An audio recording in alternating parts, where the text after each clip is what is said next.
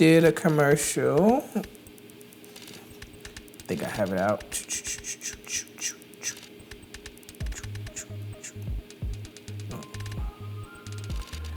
Okay, cool. So you remember what it looked like, right?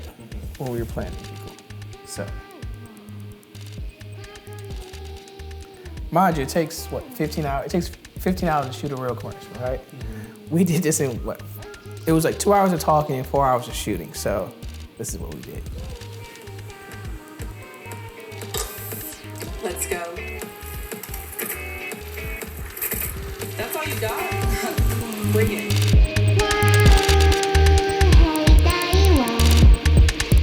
I've always been a writer, and I got compelled by the idea of seeing what you've written, come to life on screen. So I stopped going to audio engineering class. I actually dropped out of the Art Institute at the time because I felt as though what they were teaching in video, I could teach myself. And being in California is a little bit different from being in any other state when it comes to video production, because a lot of big major movies and things like that gets produced over there. So seeing what's on television and actually being in the same environment is super cool. So I was able to kind of learn fast and teach myself. And then I went back to school to learn video production. And how did I get into the industry?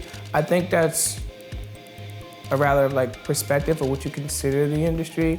I think if you would have asked that question, let's just say early 2000s, the industry would be like, oh, how did you get to Los Angeles? Or how did you get to, these major big markets? But now with, the normal consumer, the normal passerby being able to afford relatively what Hollywood has to offer, we are the industry.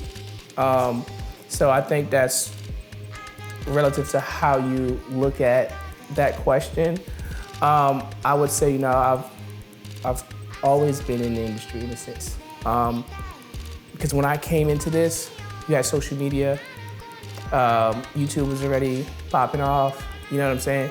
So you can create content for those mediums and still be in that form of an industry. You can understand what I'm saying? So how did I break into the industry? I'll say I've always been in the industry. Mentally, so yeah. A lot of times the things that you guys see, whether on movies or commercials or in music videos, 9 times out of 10 has already been done before. They just kind of made it their own, right? So what I do is I like to, and I can show you guys here. So when I came to this space days before we shot it. So I had references already built out that you see on this side. Most people don't think about it, but communication is one of the key roles that a DP can have. Because you are communicating with a director, you're communicating with a gaffer, you're communicating with the audience, with camera and light. You can't skip processes. You can't just jump, okay? And I think that's what hurts the most, is that I didn't just say, hey, I'm a DP, or hey, I'm a colorist, or hey, I'm a director. There was a ton of failure in all of that. And my wife can attest to that. It was times where I brought things or I purchased things equipment-wise where I didn't even understand it. And I put myself in a position where I had to learn because I couldn't pretend anymore. I remember buying the first square black magic camera. Okay. And I think I was in the midst of film school. In film school, they don't teach you coloring. So I had no idea that when you purchase that camera and you shoot raw, what you saw when you were monitoring is not what you're gonna get when you get in the editing bay. So I was forced to learn how to color. Yet when I started off, I didn't yell out, hey, I'm a colorist. There were so many points of failure even in that moment because it got to a point where I was so frustrated that I couldn't get across that curve. I said, you know what? I'm only shooting images in black and white.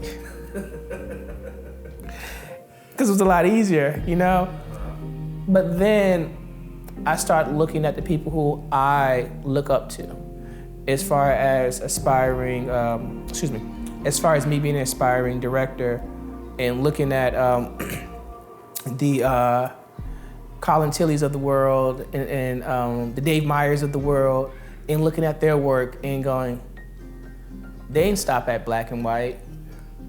I'm pretty sure that they had a curve that they had to get over. So it forced me to learn.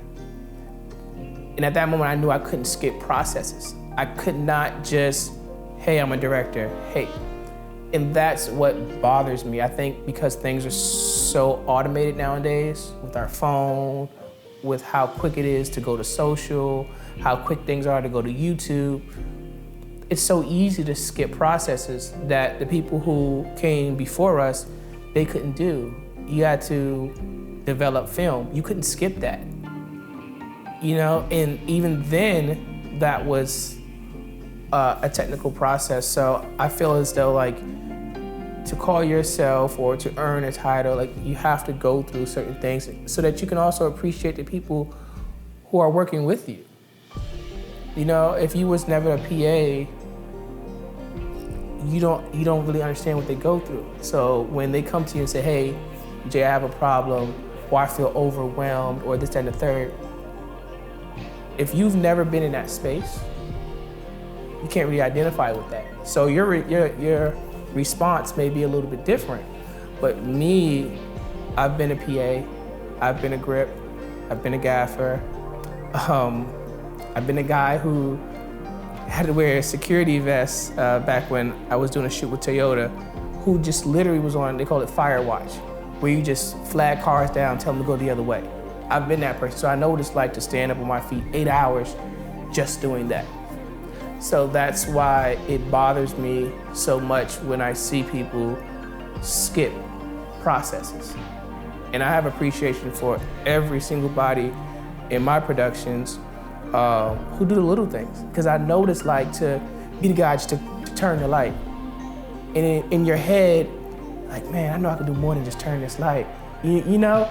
Man, you just want that look from the director that he at least appreciates that. So I know what it's like to be that guy. So that's why the process, the journey through film means so much to me.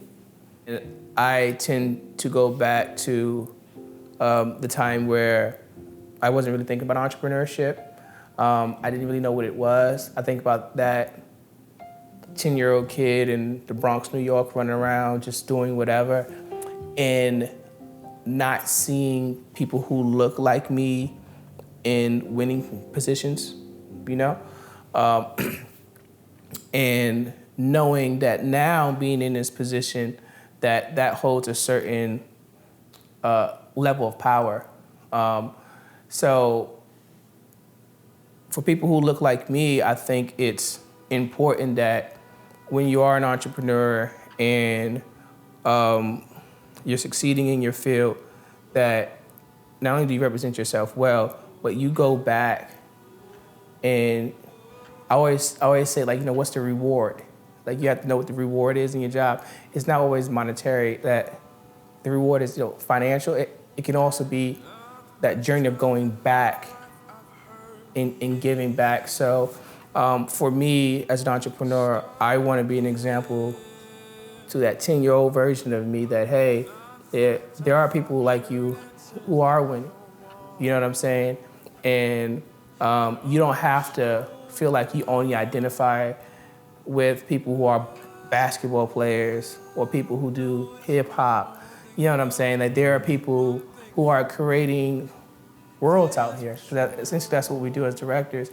So yeah, that's what I want to give back when it comes to being an entrepreneur in this space, and hopefully people who look like me, who are also in the same space, are doing that. And there are people like that, like Bradford Young, amazing DP, you know? And I watched an interview on YouTube when I think he was driving through Philly, and he was talking about just the amount of power that African Americans have within the film sector in just different departments and ways we can get our voice heard. And I think one of the best things he did was not actually telling that story. It was the idea of him going back to Philly.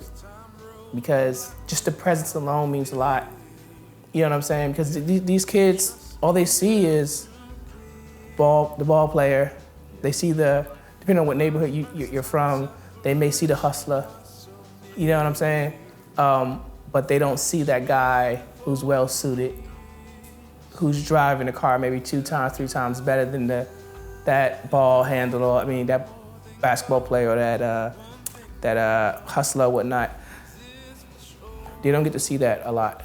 And I want to be a representation of that possibility. I think that's what it is I want to be a representation of what's possible. I'll just wait.